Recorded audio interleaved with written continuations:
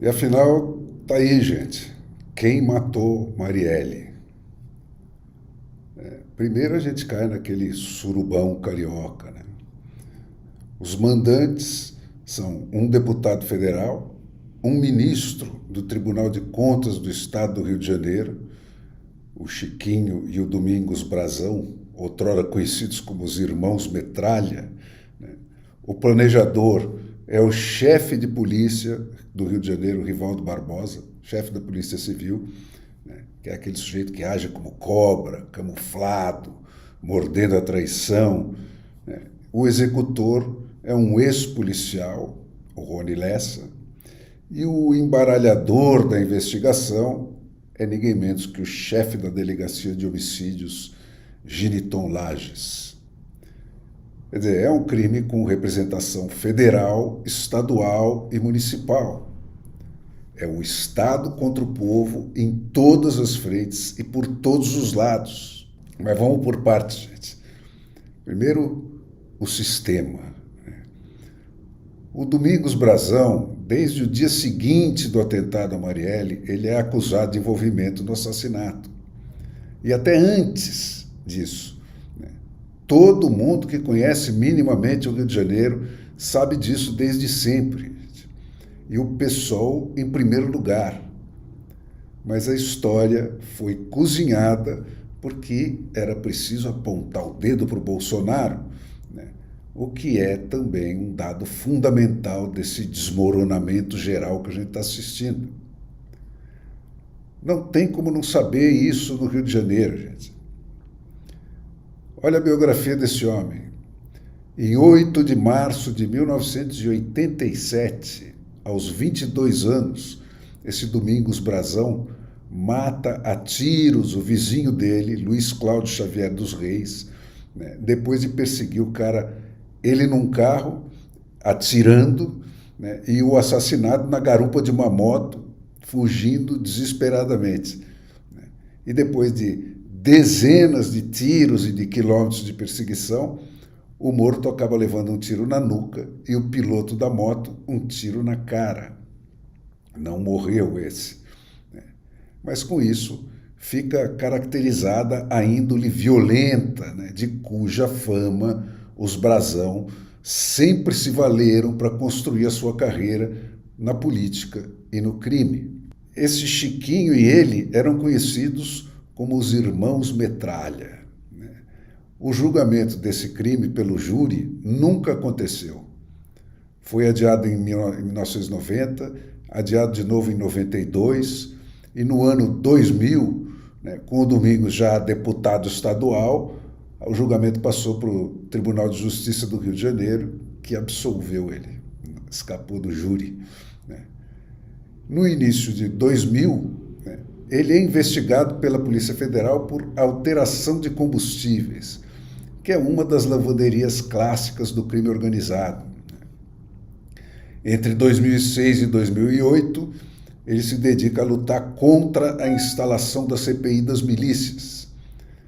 Mas, finalmente instalada, ela indiciou mais de 260 pessoas, entre elas outros 6 vereadores e um deputado estadual do Rio de Janeiro.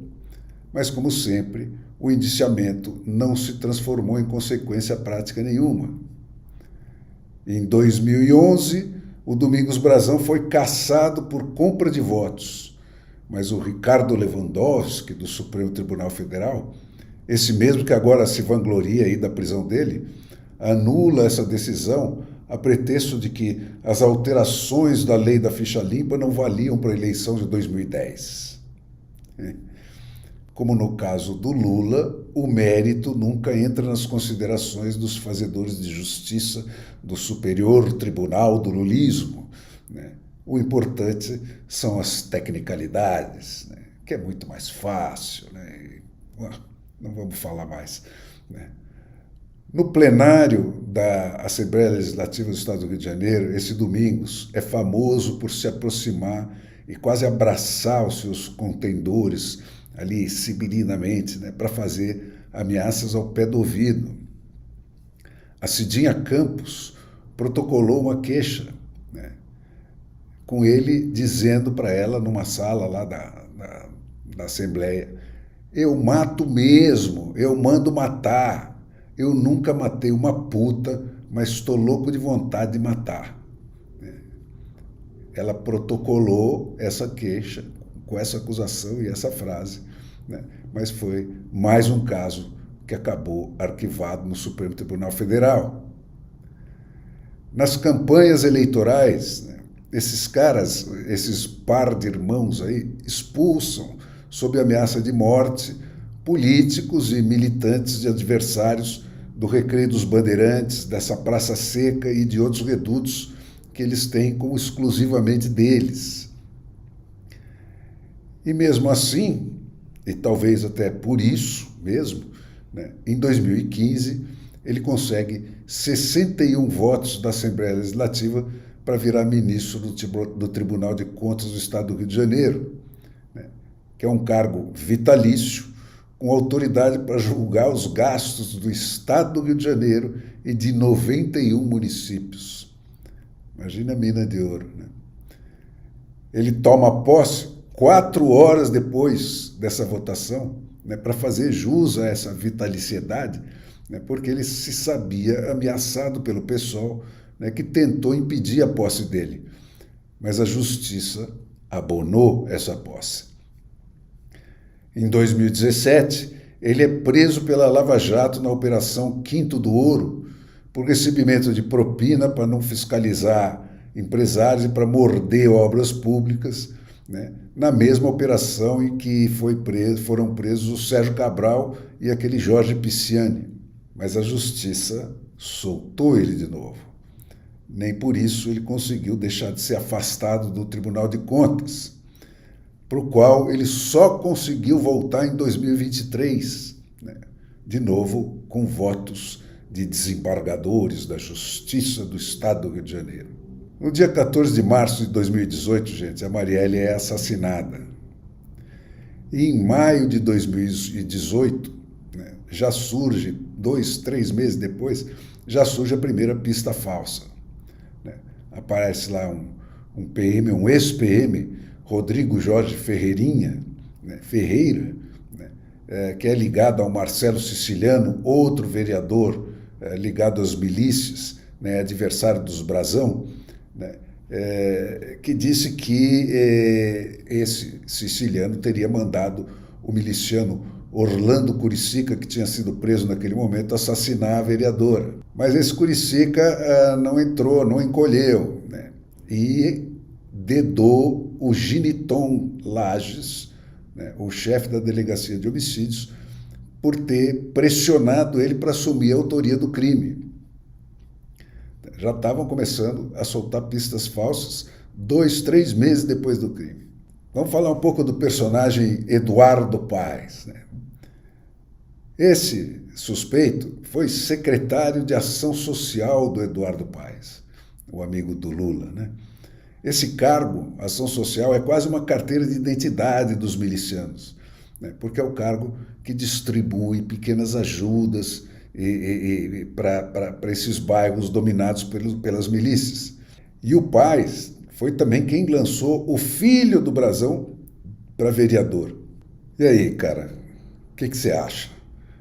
Um cara como o Eduardo Paes poderia se enganar sobre um sujeito com essa biografia? Desconhecer o que os irmãos Brazão fazem, aonde eles fazem, e com quem eles fazem e para que eles fazem, no estado do Rio de Janeiro, na cidade dele. O que você acha? E o PT, né, na segunda-feira, 18 de março da semana passada, esse Chiquinho Brazão, né, numa solenidade lá da Assembleia Legislativa, aparece sorrindo ao lado da Daniela do Vaguinho, né, que foi ex-ministra do Turismo do governo Lula, né, que foi homenageada junto com a Dani Cunha, filha do Eduardo Cunha, imagine, aquele do Mensalão, né, com a medalha Tiradentes, que é a maior honraria concedida pela Assembleia Legislativa do Estado do Rio de Janeiro. A iniciativa da homenagem foi do deputado estadual Manuel Brazão, que é irmão do Chiquinho e do Domingos. E esse Vaguinho Carneiro, né, prefeito de Belford Roxo e marido da Daniela, né, e assim como o Eduardo Cunha, ex-presidente da Câmara dos Deputados e pivô do impeachment da Dilma e pai da outra homenageada, Dani, estavam lá presentes. Esse Vaguinho foi aquele cara que proporcionou o maior comício da campanha eleitoral do Lula, que foi lá em Belford Roxo, né, e que, por isso, retribuiu nomeando a mulher dele ministra do Turismo.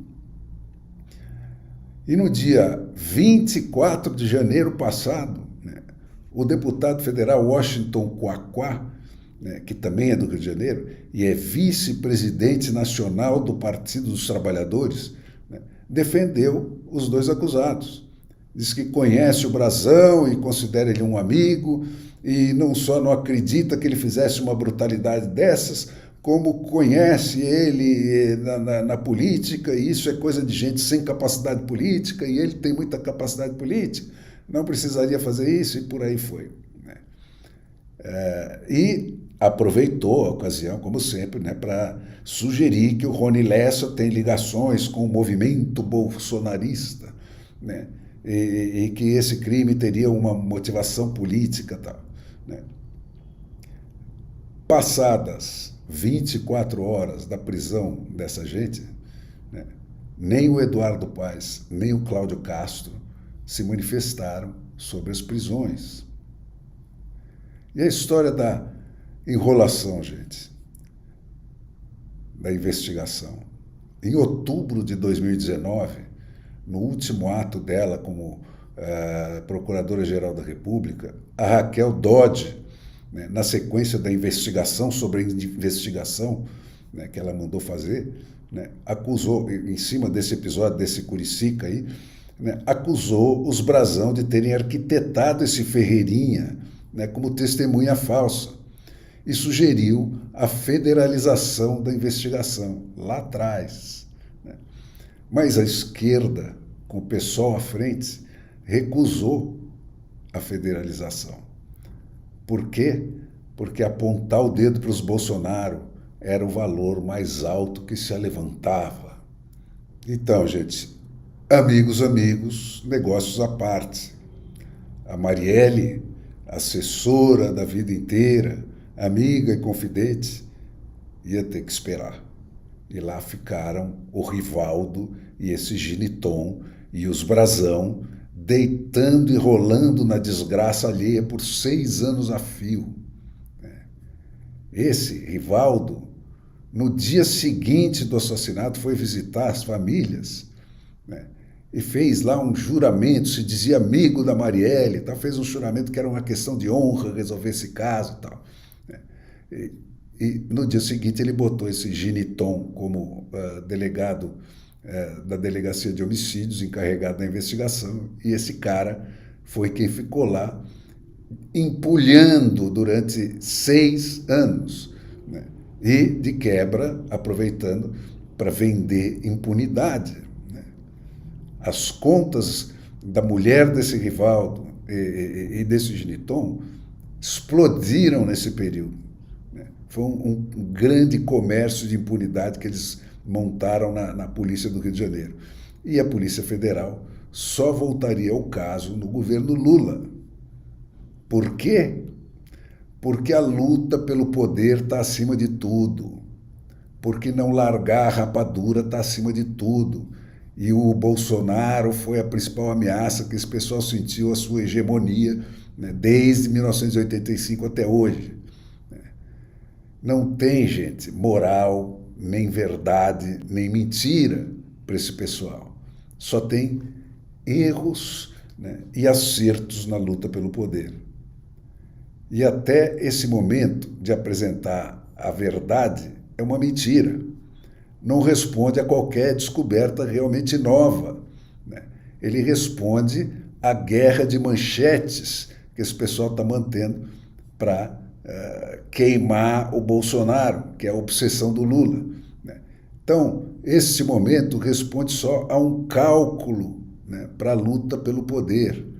Não tem nada de realmente novo nas descobertas que foram feitas para que isso fosse anunciado nesse momento. Esse aqui é o país do Vale o Escrito, que é aquele seriado da Globo, né, que você pode chamar, seria melhor chamado o BBB da Morte, né, onde os chefões do crime organizado no Rio de Janeiro vão depondo, não a polícia, mas a documentaristas ao longo de 30 anos, né, para comentar o último assassinato e especular sobre qual vai ser o próximo, sem nunca serem punidos. Assassinatos que eles próprios confessavam, vários desses assassinatos, ao vivo. E hoje mesmo, gente, tem editoriais sobre o caso e essas prisões de ontem, né, nos mesmos jornais que aplaudem aí o garantismo, né, pedindo punições caríssimas para essa gente, punições caríssimas que não existem na legislação brasileira, né? Não só para esse, mas para crime nenhum, né? Que foram anuladas quaisquer que surjam pelos ditadores da toga que todos eles festejam, né? Os mesmos que soltam chefões do crime organizado e fazem uma distinção ideológica entre traficantes e milicianos. E agora, gente, nós estamos aí, às voltas com um crime com representação federal, estadual e municipal. É o Brasil oficial contra o Brasil real, chegando à carne e aos ossos, depois de comer tudo mais.